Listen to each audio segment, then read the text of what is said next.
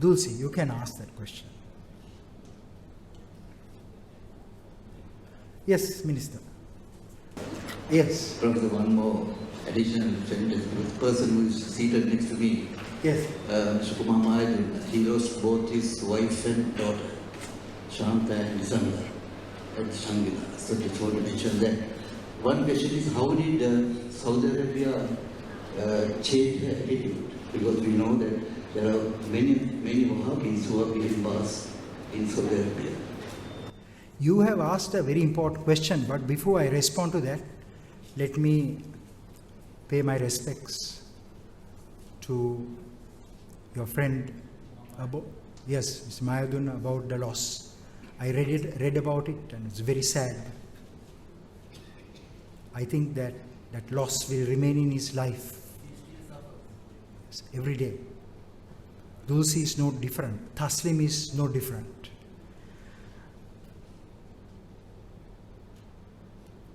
You asked me a question about Saudi Arabia. Has Saudi Arabia changed? I traveled to Saudi Arabia last month at the invitation of the Saudi government. I visited a number of institutions, but there are 3 institutions that are worthy of mention. One is the main national security prison, where there are 6,000, of which there are 2,000 radical clerics. So they have a very effective rehabilitation program. In fact, I was shocked at the extensive nature of rehabilitation. They have religious rehabilitation, educational rehabilitation, vocational rehabilitation, social and family rehabilitation, creative arts in rehabilitation, and psychological rehabilitation. Very similar to the rehab program that was developed in Sri Lanka. But in Sri Lanka, we have all failed. So many intelligent people in this audience.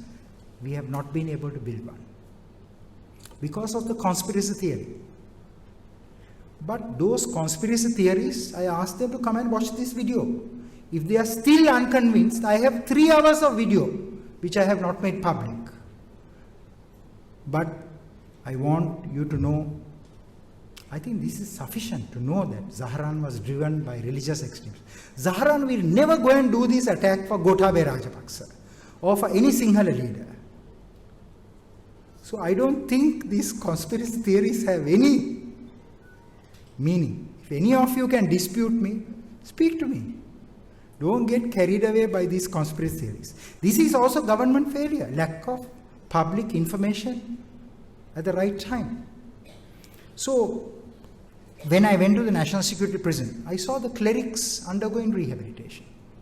Second is, they have a global organization to counter extremism. And the MBS, Prince Mohammed bin Salman, is a remarkable leader. He has allowed the women to drive. He has allowed the women to go without a chaperone. He has allowed the women to go to university and head institutions. There's a sea change in Saudi Arabia. And he is reviving that vibrant and rich Saudi culture that existed before 1979. 1979 was the turning point. And I'll give you just one example. I was staying at Hotel Nasias, very beautiful hotel in Riyadh. And my mother is a pianist from the Trinity College of Music, very accomplished musician. So just to please her, I went to the piano that was there to play a few notes. Just then a man came and said, "No music, no music." Right? So I took that man to a side and I showed him a music manual in history. And I explained to him that during the medieval period in Islamic history, there were 4 hospitals where musicians were paid to play music for the people who are recovering from illness and for those who are dying for their souls. So I want to ask all of you to play music tonight. There's nothing wrong in music, right? Hijaz, which is that large area in the heart of Saudi Arabia, was one such place. So MBS is reviving. There's a renaissance in the Middle East. I think that all our clerics should visit Saudi Arabia and see the change themselves. There's no animosity there, no reservation. Certainly, if Zahran was in Saudi Arabia, MBS would have executed him immediately. Next question. It's a very simple, direct question, Professor. I have my highest regard and respect for you. I have learned a lot now. I have met so many very extraordinary. I was wondering why right to alone Malcolm Gandhi or anybody is not here to tell his art. It's a very simple question. Why did you think of inviting them? It's so crucial that they should know. His Eminence Malcolm Cardinal Ranjit and I have a very good relationship. I first met him because I visited Busa terrorist detention center and I saw that there was no Jesus Christ or Mother Mary statue. So I went to the Archbishop's house with some money to buy a statue. Then I was told, no, you come tomorrow. When I went the next day, the Archbishop gave me the statue, and when I offered the money, he said no. So I went and gave those statues to the Busa Rehab Center. Since then, I have met with him a few times. But unfortunately, the Cardinal who stopped the riot on Easter Sunday. You know, when people want to go and kill innocent Muslims, the Archbishop went and said, if you go and kill anyone, you will not go to heaven. You know? So I want you to know, but unfortunately, he believed in the conspiracy theory. But now government has given him all the volumes of the Easter Sunday investigation. So I believe that after reading those volumes, he will change his point of view. His lawyer, Mr. Shamil Pereira, President's Counsel, extraordinarily brilliant lawyer, he sat through the Presidential Commission. He knows that there is no, our intelligence or military didn't do it. But I think that we have to convince our friends that there was no such conspiracy theory. Our military will never go and kill like this. Our military, there would have been isolated atrocities, but there was never systematic killing of civilians. More than 50% of the Tamil population lived in the south. And those who have done those killings, government has investigated them, prosecuted them. And government should if they have not. But I want you to know that during my research, I didn't find that. In fact, I spoke to an officer called Sergeant Khalil, who was monitoring Zahra. This Sergeant Khalil was put in prison. You know?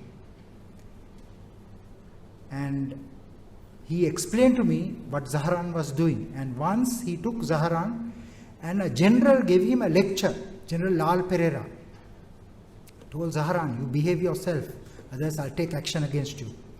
So Zahran was never in the payroll of the Sri Lankan authorities or government. That's a false information. Any other questions you have? Yes? Investigation reports have clearly indicated that Indian High Commission in Colombo was on the list of attacks, but the attackers did not carry out. So, in your opinion, what was the reason behind it? Indian High Commission was one of the early targets of the terrorists, but the Indian High Commission was very well protected. There was a DIG called Mr. Latif, a very brilliant officer who commanded the Special Task Force, and he protected, I think our DIG, Senior DIG Latif is here, right? Can you rise for a moment? Mr. Latif. Is he here? Oh, he went out, is it? He's a brilliant officer. He protected the High Commission. You see, so I want you to know that there were a lot of measures that were taken that would have prevented an attack against the High Commission. But High Commission was a target. The Indian Intelligence Information provided that. Although RAW and Intelligence Bureau both provided the information, this info was developed by the Tamil Nadu police. I know the officer who developed that intelligence. They ran sources and they had very good coverage of Zaharan's network. Maybe the last question. Yes. See, Shania Massacre and Yasantha, they visited Varanasi camp before the blast. Does it mean that they suppressed the evidence or they found some evidence? And or whether the Western powers who were handling them here had a hand in this? There was our Admiral of the Fleet, Yasantha Karanagoda, asked a question about Vanathavillu. I want to share with you that in Vanathavillu, the findings were extensive. It showed that there was a fully fledged terrorist training camp named after Nilam. The name of the training camp was the Mata Abusure training camp. But I believe government didn't act fast enough and more efficiently to disrupt and dismantle that organization. There wasn't all that leadership. That is why this tragic carnage took place. Sir, you had a question. First you said that about 350, Yes. or 319, I think, the reports were Yes. given somewhere. Yes. Maybe a security council. Yes. Right? But why didn't they take action against on those lines? 337 reports from January 2015 until 20th of April 2019. It is because it could be that they didn't understand the threat, they didn't take the threat seriously, or they thought that it will affect their voter base. But I believe that had they acted against this group, Muslim people would have been happy. You see, any community don't want terrorism. No community wants terrorism. If I tell the Honorable Minister that there's a threat, Minister will personally follow it up. But I believe that it is political. Today, a group went and told the President about the ban on preachers, ban on the books. I don't think books should be banned, only extremist books. I don't think there should be a ban on preachers who preach mainstream Islam that most of you follow. But I think there should be a new breed of national security officers who are specialists in this domain. I'll give you one example. General Suresh Saleh, the Director General of the State Intelligence Service. He's a Muslim officer, but he will never neglect a threat because he has seen what terrorism is. These are very professional officers. So I want to share with you that this political side, we have to get it right.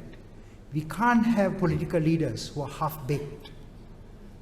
We need accomplished political leaders. We need professionals in politics. Minister is a very eminent lawyer. He doesn't have to do this job. So I think that this is our weakness, and it has been our weakness for a very long time. And it is something that the Honorable Speaker can address.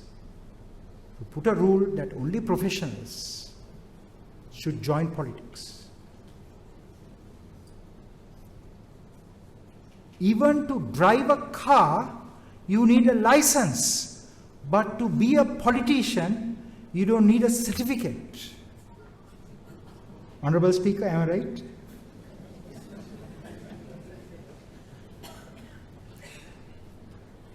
I think I will. Yes, this is Ambassador Manori Unambua. She was our ambassador to Germany. But I want to tell you a secret about her that you do not know. Her father invented the Kawakatu pettiya, the metallic pettiya, and the Cecil fridge is named after your mother. Am I right? Named after you. Okay, Ambassador, please. Professor, since Easter 2019, have there been any incidents or attempts of similar nature which have been foiled and which we are unaware of or not made public? After Easter, the Muslim community has come forward to prevent a number of attacks. And I will just describe one event. But the intelligence came from the Muslim community. On the 26th of April, 1 week after Easter attack, the terrorists were planning to attack a number of targets, including the procession, the Perehara, the Dalda Perehara. And a Muslim man saw in Saindamarudu 16 people stay in a small house. I visited the house myself and informed the police and the authorities. And then the police and the military came there. There was a firefight. A man called Nias, who was Zahran's Eastern Province chief, had a AK-47 or a T-56 and he opened fire. The military opened fire back. He was killed. Then the others strapped themselves with explosives and detonated. 14 of them died, including Zahran's mother, father, brother, and one sister and their children. There were 2 survivors, that is Hadia and Hadia's daughter. Hadia's son also perished in that attack, 80-year-old boy. So this information came from the Muslim community. That is why I said, under no circumstance should anyone instigate Digana, Darga, those riots. We should not. In a civilized society, these riots, like July 83, these things should have never happened in this country. Because if we do that, we will polarize our communities. So it is imperative for us to do everything possible to keep Sri Lanka together, meaning reach out to those communities and work with them. There can be other attacks because this ideology has not ended with Zahran. That is why I thought I must speak to all of you, and that is why I thought I should write this book. I want to especially thank our Honorable Minister because a group of people went and told him, why are you going for that event? Even before they read the book. I never asked the minister who came to see you. I still haven't, and I will not. But I think minister told them I had worked with him previously. For me, it really doesn't matter whether you are a Buddhist or a Hindu or a Christian or a Muslim. I think the message should be that we are all Sri Lankans and we should work together. And wherever there is injustice, irrespective of community, we have to act. I want to thank 2 people. One is Anargi Jayakodi. Anargi, if you can rise. Anargi is at King's College, University of London. You are a second year student now? Going to third. Huh? Going into my last year. Going to your last year. She edited this book for me. So I am very grateful to you. She is a new generation leader. And Amina Mushi, where's Amina? Amina, can you come forward just for a minute?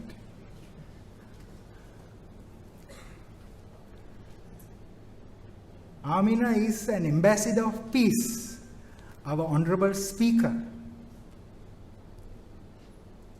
honored her when Global Peace Institute identified her contribution to peace and harmony. So Amina did also extensive research for this publication. She's going to speak to you in a few minutes' time. So I am very grateful to both of them. I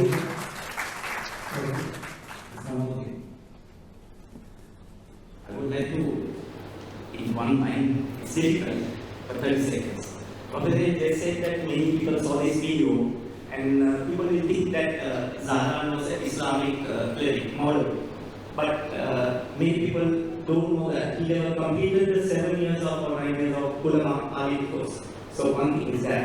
And if you all think that all the ulamas of ACJUs they also read the same Quran, but ulamas understand Quran better.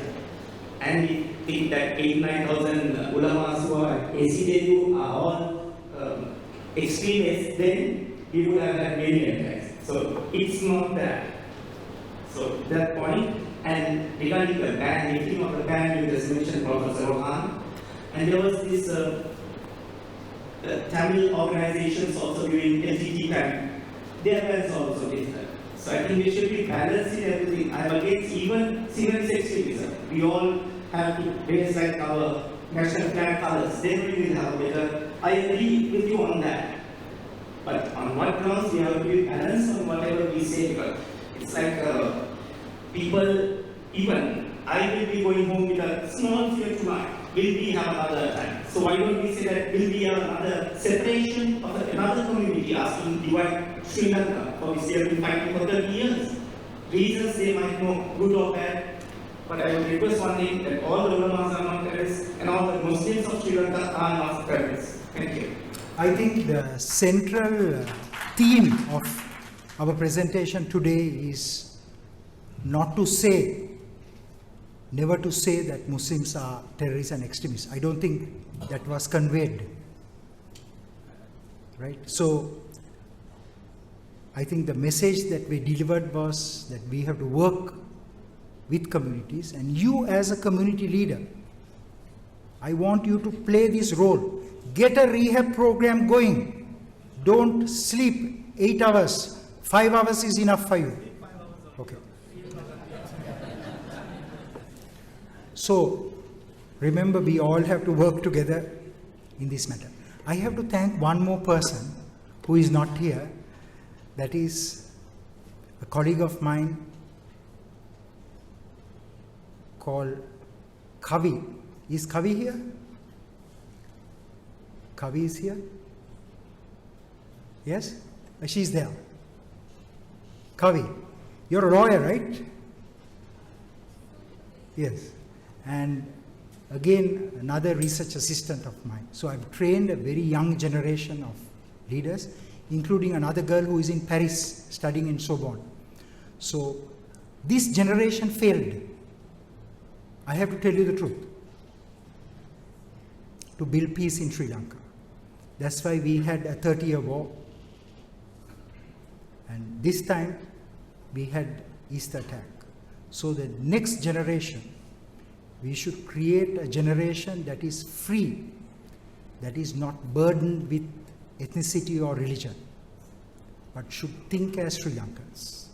I thank you very much.